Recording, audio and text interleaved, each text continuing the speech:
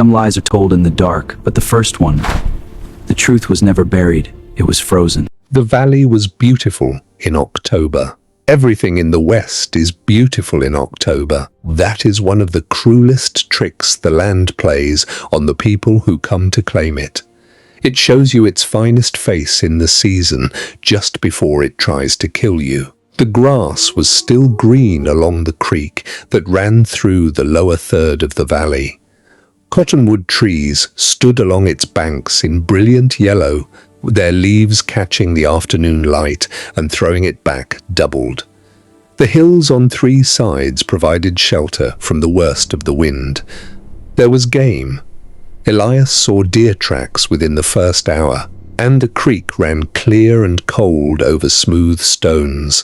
To a man who had just crossed a continent with $43 and 3 children and a mule, it looked like the answer to a prayer he hadn't quite believed anyone was listening to.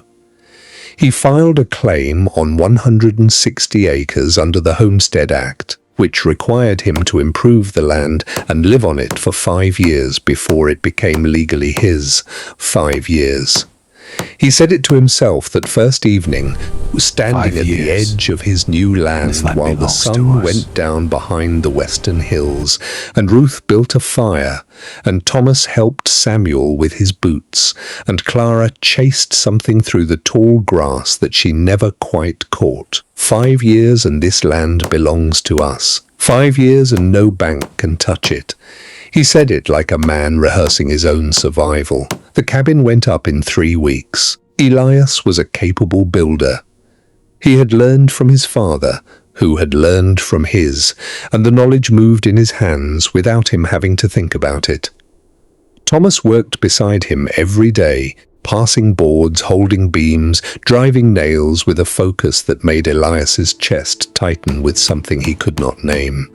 Pride, yes, but also something that looked ahead and worried about what it was asking this boy to carry. The cabin was small, 1 room with a sleeping loft for the children and a curtained corner where Elias and Ruth slept on a mattress they'd carried all the way from Tennessee. Ruth built the interior into something that defied its own smallness. She hung curtains on the single window. She arranged the few things they'd brought: the iron skillet, 2 good knives, the Bible, a tin of needles and thread, a small wooden horse Thomas had carved for Samuel on the trail, with a care that said, "This is not a temporary shelter. This is a home," and for 6 weeks it was. Then November arrived. The first snow came on a Thursday and was gone by Saturday, and Elias thought that was the measure of winter in this valley. He was wrong by a margin that would cost him more than he had budgeted for in any version of his calculations. The second snow came in December and did not leave.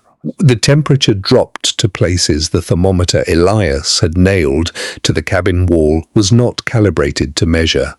The creek froze solid enough to walk on. The deer disappeared into the high country, or died, or simply ceased to exist in any place Elias could reach them. The $43, most of which he had spent on seed and tools and the nails for the cabin, could not be eaten.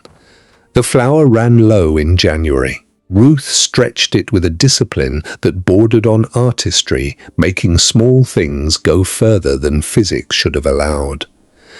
But by February, Thomas had the hollow look around his eyes that Elias recognized from the last bad harvest in Tennessee, and it put a fear in him that the cold and the isolation and the brutal indifference of the landscape had not managed to produce. Fear for himself was manageable. Fear for his children was something else entirely. It lived in his stomach like a stone.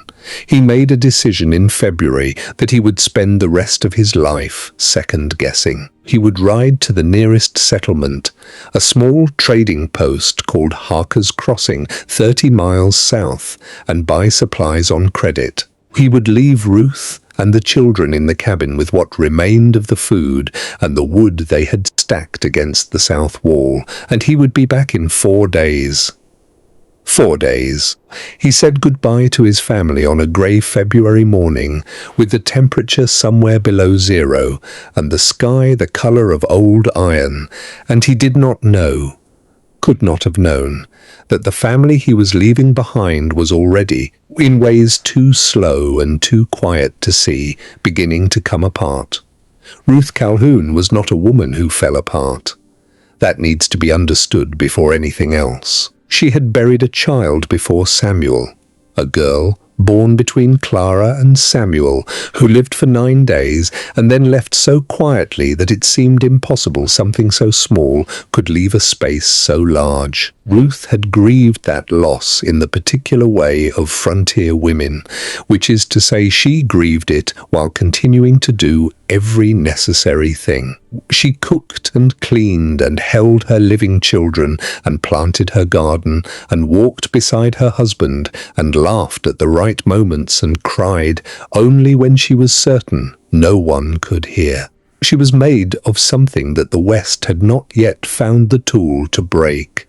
But the West was patient, and it was thorough, and it understood that the way to break a strong person is not through a single catastrophic blow, but through accumulation, through the slow, grinding subtraction of everything that makes endurance feel worthwhile.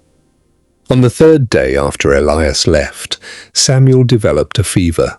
It came on in the afternoon, a warmth in his forehead that Ruth noticed when she pressed her lips to his skin the way mothers do, that ancient diagnostic that requires no instrument and makes no error about the fundamental fact, which is that something is wrong. By evening, the fever was significant.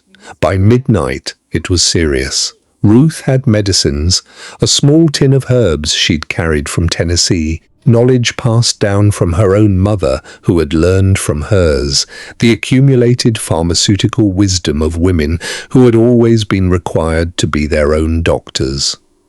She made a tea from dried willow bark. She kept the fire built high, burning through wood she knew they could not afford to lose. She held Samuel through the night with Thomas and Clara asleep in the loft above, their breathing slow and even and innocent of what was happening in the room below them.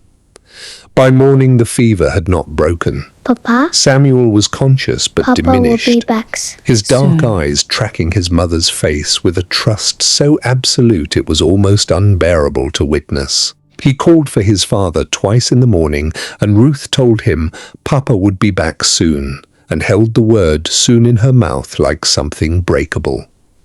Outside, the temperature had dropped further and new snow was falling, the kind of steady, purposeful snowfall that the West reserves for moments when it wants to make absolutely certain you understand your situation. 30 miles to Harker's Crossing.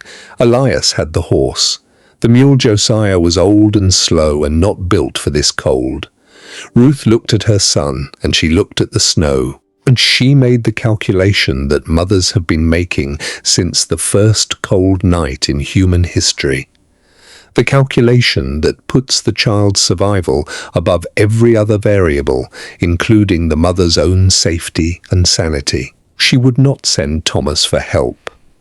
He was 11 and capable, but the cold outside was not a thing she was willing to test an 11-year-old boy against.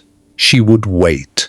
She would use everything she knew. She would hold her son through another night and trust that Elias would come back on the 4th day as promised, and that Samuel's fever would respond to the willow tea and the warmth and the force of his mother's refusal to consider any other outcome. Samuel's fever broke on the morning of the 4th day, in the grey hour just before dawn, and Ruth felt it happen under her hands and pressed her face into his hair and allowed herself, just for a moment, to come entirely undone in a way she had not permitted since that 9-day girl.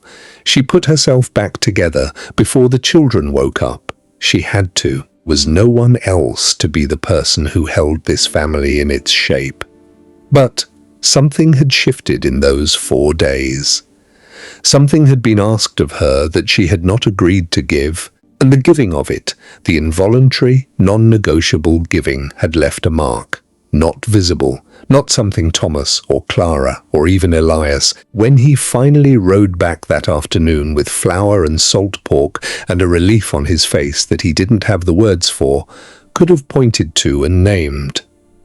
But it was there, a fracture too fine to see, running through the center of something that had, until 4 days ago, been whole.